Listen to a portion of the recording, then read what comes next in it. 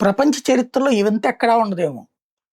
ఒక ఊరుని ప్రకటించి, ఆ ఊరు ఎక్కడి నుంచి ఎక్కడి దాకా ఇంతవరకు చెప్పకపోవడం. ఇదిగోయా ఈ సెంటర్ నుంచి ఈ సెంటర్ దాకా. ఇప్పుడు గుంటూరు ఉంది. గోరంట దగ్గర నుంచి ఆ చివరన ఉన్నటువంటి మిర్చి ఫ్యాక్టరీల ఏరియా దాకా. విజయవాడ ఉంది.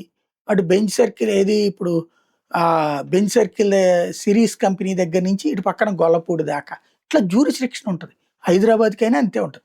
మనం బోర్డులు చూస్తాం. ఊరికి స్వాగతం ఇప్పుడు ఫర్ ఎగ్జాంపుల్ మంగళగిరి. మంగళగిరికి స్వాగతం.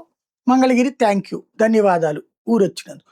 ఈ బోర్డులేంటి జ్యూరిస్డిక్షన్. ఈవెన్ పోలీస్ జ్యూరిస్డిక్షన్ కూడా అట్లాగే ఉంటాయి. ఆ జ్యూరిస్డిక్షన్ ఏంటి అనేది అమరావతిలో చెప్పట్లేదు స్టిల్ నౌ. ఇప్పుడు విజయవాడలోనూ అమరావతి బోర్డులు పెట్టుకుంటారు. గుంటూరులోనూ అమరావతి బోర్డులు పెట్టుకుంటారు. Amaravati hospital, Amaravati tiffin centre ఇవి. అవి కాదు కదా లెక్క.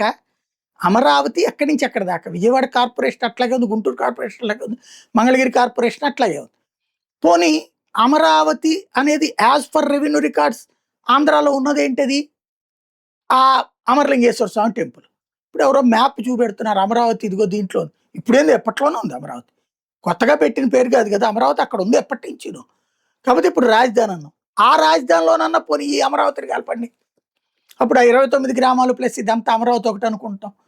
అంతేగాని ఒక నగరం ఎక్కడి నుంచి ఎక్కడికో తెలియకుండా పోనీ నగరాన్ని నోటిఫై చేయకుండా స్టిల్ నౌ అమరావతి రాజధాని అని అక్కడ తీర్మానం చేశారు సరే. అమరావతి నోటిఫై చేయకుండా 29 గ్రామాల పంచాయతీలు రద్దు చేయాలి కదా! అప్పుడు ఎంపీటీసీ, జెడ్పీటీసీ ఎన్నికలు జరగకూడదు కదా! ఆ మొత్తాన్ని కలిపి ఒక నగరంగా అనౌన్స్ చేయాలి కదా! దాంట్లో పోనీ అమరావతినన్నా యాడ్ చేసుకోండి. ఇంత విచిత్రమైనటువంటి పరిస్థితి ఎక్కడ ఉన్నది ప్రపంచంలో.